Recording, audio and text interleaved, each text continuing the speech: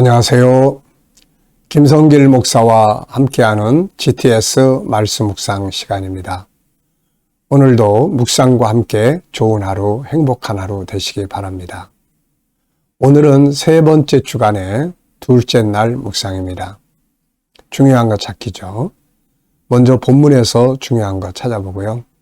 또 오늘 하루의 내 일과에서 또 내 일생에서 중요한 것이 무엇인지, 또 뭐가 중요한 일이 되어야 하는지 한 번쯤 생각해 보시기 바랍니다.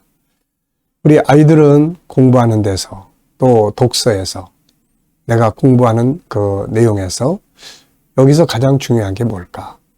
중요한 거 잘 찾아서 체크하고 선생님에게 또 중요한 게 뭔지 물어보고, 이것이 공부 잘하는 비결입니다. 오늘 중요한 거 찾기 주제 잘 활용해 보시기 바랍니다. GTS 묵상, 역동성 있는 신앙생활, 삶의 변화와 발전, 아이들은 공부 잘하는 것, 신앙생활과 함께 생활의 발전과 변화가 만들어져야 되는 거죠.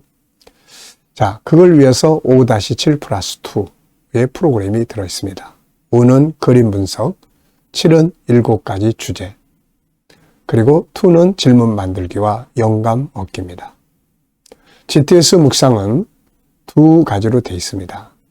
하나는 그림 분석과 또 본문 분석을 통해서 은혜 받는 것. 그리고 또 하나는 주님과 소통을 통해서 영감을 얻는 것. 이게 참 좋은 프로그램입니다.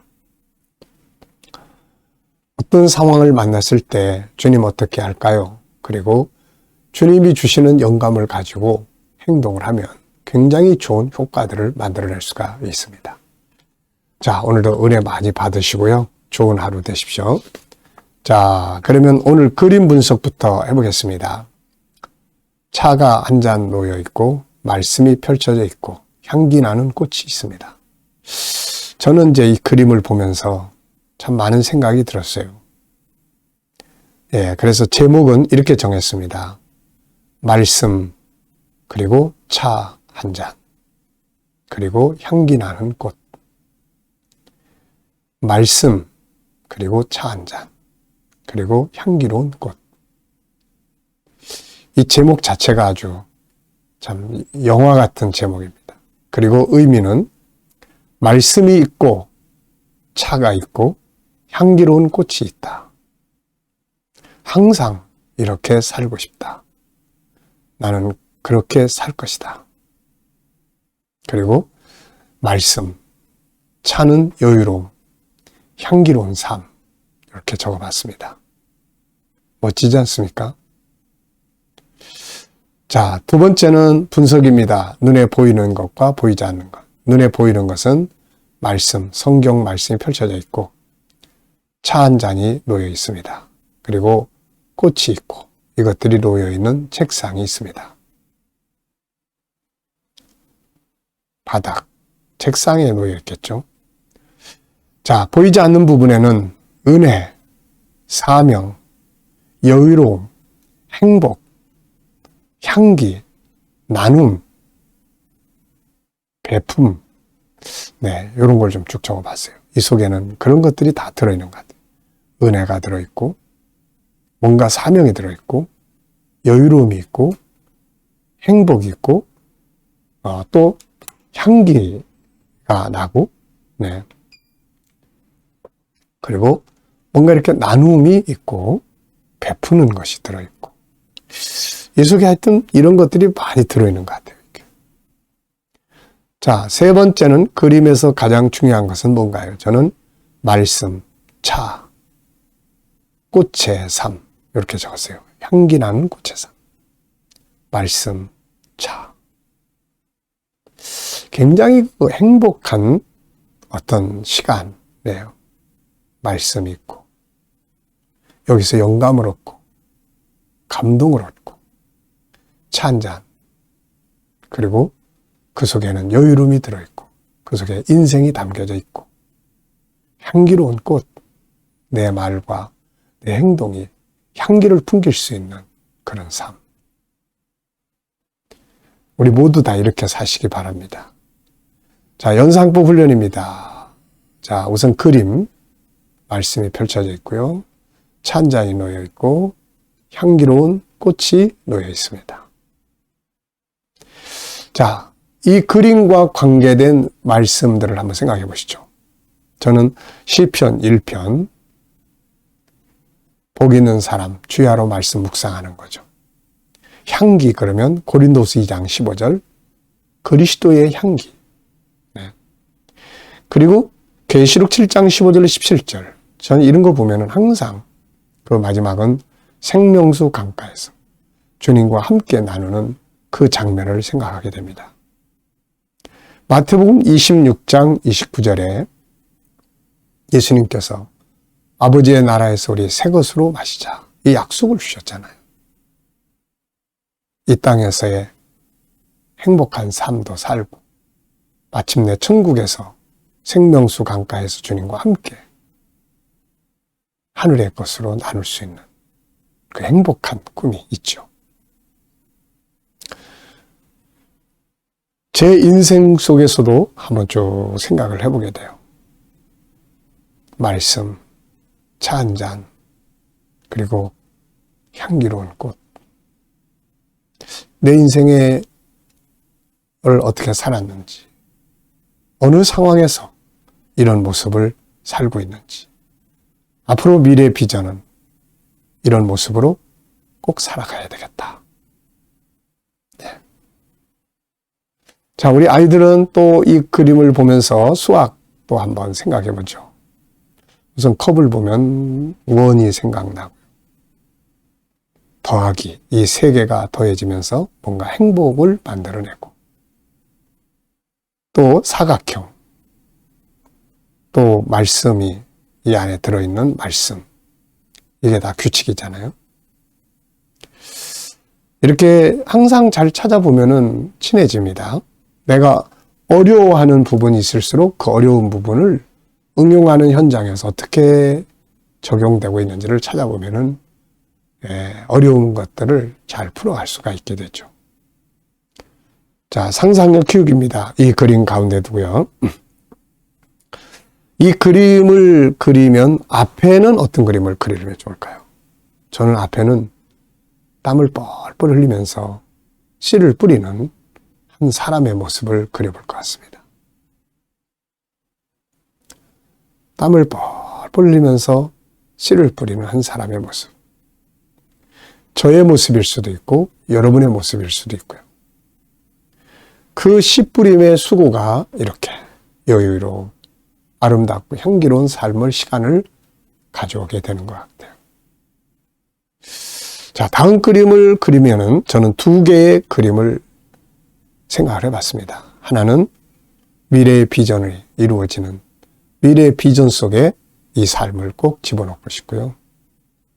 또 하나는 계시록 7장 9절로 17절, 궁극적으로 이 모습이 이루어지는 이 말씀 대신에 주님이 계시고 차 대신에 생명수의 강이 흐르고 이 향기로운 꽃 대신에 생명나무들이 옆에 있고 천국의 생명나무들이 아름다운 꽃을 피우는 주님이 계시고 생명수의 강이 흐르고 생명나무의 과실들이 열매 맺는 그 현장에 내가 있다 하는 거죠. 멋집니다. 자, 미래는 어떻게 살고 싶은가요? 그렇다면 지금 무엇을 해야 할까요? 한번 좀 또 생각해 보십시오. 오늘 본문 구조는 213 이렇게 전 적었어요. 2는 복 있는 사람의 행동, 소극적 자세, 적극적 자세. 소극적 자세는 안 하려고 하는 거고 적극적 자세는 하려고 하는 거예요. 소극적 자세는 죄인들, 악인들, 또 오만한 자리에 안 가려고 하는 노력이고, 적극적 자세는 선한 능력을 키우는데 그게 주의 말씀을 주야로 묵상하는 일이죠. 그리고 일은 이런 사람의 결과, 형통하고 행복한 모습이죠. 그리고 마지막 3은 악인들의 결과에 대해서 이야기를 합니다. 자, 읽어보겠습니다. 복 있는 사람은 악인들의 꾀를 따르지 아니하며 죄인들의 길에 서지 아니하며 오만한 자들의 자리에 앉지 아니하고 오직 여호와의 율법을 즐거워하여 그의 율법을 주야로 묵상하는도다. 그는 시냇가에 심은 나무가 철을 따라 열매를 맺으며 그 잎사이가 마르지 아니한 같으니 그가 하는 모든 일이 다 형통하리로다. 악인들은 그렇지 아니하며 오직 바람에 나는 겨와 같도다. 그러므로 악인들은 심판을 견디지 못하며 죄인들이 의인들의 모임에 들지 못하리로다. 무릇 의인들의 길은 여호와께서 인정하시나 악인들의 길은 망하리로다. 아멘. 자, 묵상에 성공하기. 네. 사실 알고 보면은 하루 24시간 중에 묵상을 하는 시간 20분에서 30분이거든요. 24시간을 사는데 그 중에 나의 행복을 위해서 20분에서 30분을 투자 못한다는 건 말이 아니죠.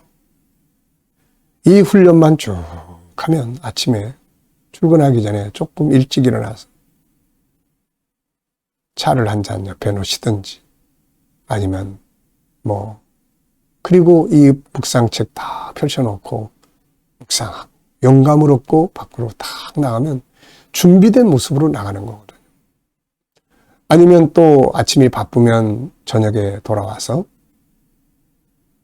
막 정신없이 텔레비나 게임이나 막 영상이나 이런 쪽에만 빠져있지 말고 그런 쪽에만 또 집중하지 말고 뭔가 한 20분, 30분을 쫙 놓고 하루를 한번 생각해보고 그 속에서 베푸신 은혜를 생각하고 묵상책을 펼쳐놓고 한번 쭉 묵상하면 세상에 나가서 시달리고 세상에 나가서 고통받고 힘들어했던 막 상처받고 했던 것들이 다 씻겨지고 내일의 희망을 품고 잠자리에 들 수 있지 않겠습니까? 네. 한번 해보십시오. 묵상에 꼭 성공하세요. 자, 감사한 것 적어보겠습니다. 어제 하루 지내시면서 감사한 것, 오늘 하루 시작하면서 또 감사한 것, 미래를 생각하시면서 감사한 것 적어보시기 바랍니다. 자, 1번입니다. 본문에서 가장 중요하다고 생각되는 건 뭔가요? 저는 묵상에 성공하자. 평생. 제가 이제 제자 훈련을 하면서 오래전부터 우리 제자 훈련은 묵상과 함께 출발을 했습니다. 이 묵상을 함께 주님과 함께하는 삶, 기초반, 중급반, 묵상과 함께 이거를 제가 함께하게 된 동기가 있어요. 묵상을 시작하게 된 동기. 교회를 개척하고 딱 4년쯤 되던 때 너무 힘들어가지고 이제 그만두려고 계획을 했습니다. 그리고 교회를 전도사님한테 이제 함께 하던 분에게 맡기고 나는 선교사로 가야 되겠다 이런 생각을 하고 정리를 하고 있는데 마침 그때 어떤 세미나가 있었어요. 저는 다른 세미나들을 거의 안 가는데 어떻게 거기를 가게 됐습니다. 가서 보니까 문둥병자 목사님이 강의를 하는데 목회자들을 앞에 앉혀놓고 탁 던지는 질문이 제게 와 꽂혔어요. 여러분은 죄인입니까? 의인입니까? 죄인입니까? 의인입니까? 그게 이상하게 그날 탁 꽂히는 거예요. 그래가지고 끝나자마자 목사님 우리 교회 와서 집회 한번 해주세요. 그리고서는 이제 집회를 모셨습니다. 그분이 어느 교단인지 누군지 따지지도 않고 목회를 지금 그만두려고 정리하는 중에 그분을 강사로 모셨어요. 그래가지고 이제 제가 교회 안에 이제 제 서재가 있었으니까 거기에 제가 딱 다과를 들고 들어가는데 저보고 앉으라는 말도 안 하고 저를 쳐다보면서 목사님은 의인입니까? 죄인입니까? 이걸 묻는 거예요. 그래서 제가 당황스럽게 서 있다가 앉아가지고서는 제 사정을 이야기를 했어요. 목사님, 제가 은혜 체험하고 성령 받고 그리고 나서 사명받아서 주의 종이 되겠다고 해서 왔는데 지금은 그냥 다 지쳐가지고 모든 게 다 힘들고 그래서 그만두려고 하던 차에 목사님을 모시고 이 집회를 하게 됐습니다. 그랬더니 그분이 이런 이야기를 하는 거예요. 본인도 똑같은 상황을 거쳤는데 지금 목사님은 성령께서 성령을 안에 가둬놓고 목사님 혼자 일을 하다가 이 상황이 왔습니다. 그 말을 듣는데 내 마음이 번쩍 뜨는 거예요. 눈이 퍽 뜨이는 거예요. 성령을 안에 가두고 목사님 혼자 일하고 있어요. 지금 이 일의 종이 돼서 그러는 겁니다. 그러면서 하나님이 목사님을 사랑하고 기뻐하는 이유가 뭔지 아세요? 목사님이 일을 잘해서가 아닙니다. 목사님 안에 계시는 하나님 아버지가 사랑하는 주님이 목사님 안에 계시기 때문에 그걸 보고 하나님이 당신을 사랑하는 거예요. 아, 참 충격적인 말이었어요. 한 번도 들어보지 못한 이야기였습니다. 그러면서 그분이 성령을 안에 가둬놓고 하지 말고 그분이 일하시게 하세요.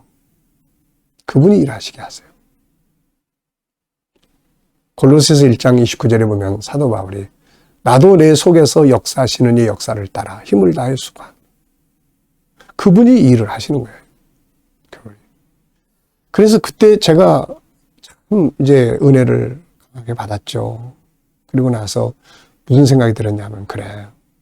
그분이 일하게 해야 되고 내가 해야 될 제일 중요한 거는 나는 그분과의 만남이다. 내가 그분과의 만남이 1순위지 이게 뭐 전도하고 신방하고 이게 당연한 일인데 이것 때문에 지금 지쳐가지고 포기하려고 하고 있는 거 아니냐. 성령이 일하시게 하는 대로. 그래서 그때부터 시작한 게 이 주님과 함께하는 삶. 글 쓰고 주님과 함께 묵상하고 그렇게 한 거예요. 그러다가 그게 이제 GTS 묵상이 됐죠. 왜냐하면은 신앙이 그때는 이제 주님과 함께하는 삶은 성경 자체를 묵상하다 보니까 은혜는 있는데 생활의 변화와 발전이 이게 현장이 사실 좀 없었어요. 그래가지고 이 GTS 묵상은 묵상과 함께 현장을 만들어가는 두 개를 담아놓은 묵상집입니다. 이게 묵상에 참 성공해야 돼요, 이거. 묵상이 성공하면은 삶이 참 아름답습니다. 형통하게 되는 거예요. 자, 두 번째입니다. 나의 삶의 한 영역에서 중요한 거 생각해 보기. 업무, 관계, 공부, 일과 일생. 그러니까 여러분, 뭘 하시기 전에 먼저 은혜의 생수를 채우세요. 그게 승리의 비결이에요. 뭐 아무리 바빠도 이거요, 시간 남아서 할 수 없습니다. 저는 아침 이제 새벽기도 끝나면 올라와가지고, 이제 묵상부터 먼저 합니다. 그리고 나서 영상 찍고, 그리고 나서 이제 밥 먹으러 가고, 네. 자, 그러니까 묵상을 항상 먼저 이렇게 습관하십시오. 그러면 형통합니다. 놀랍습니다. 자, 중요한 거 찾기예요. 저는 두 가지 적어봤어요. 첫째, 업무. 4가지를 적었습니다. 유종의미가 중요하다. 끝까지 잘 마치는 게 중요하다. 열정적으로 하는 게 중요하다. 전문하는 게 중요하다. 비전이 중요하다. 이것으로 다가 아니고 이걸 통해서 또 어떤 비전을 만들어가는 거죠. 두 번째는 나의 일생에서 중요한 것. 어제도 말씀드렸죠. 깊은 영성, 사명, 건강, 가족, 성도, 함께 할 수 있는, 이룰 수 있는 환경. 자, 세 번째입니다. 1절에서 질문 만들기예요. 왜, 무엇을, 어떻게, 만약. 1절은 복 있는 사람은 악인들의 꾀를 따르지 아니하며 죄인들의 길에 서지 아니하며 오만한 자들의 자리에 앉지 아니하고. 이걸 질문으로 만들어 보세요. 저는 복 있는 사람이 주의할 일은 무엇인가? 악인의 꾀에 따르지 않는 거죠. 죄인의 길에 서지 않는 겁니다. 오만한 자리에는 빨리빨리 일어나서 떠나버려야 됩니다. 그런 사람들하고 같이 있다가는 큰일 나죠. 저는 이 시편 1편 1절을 볼 때마다 딱 떠오르는 게 하나 있어요. 그게 뭐냐면은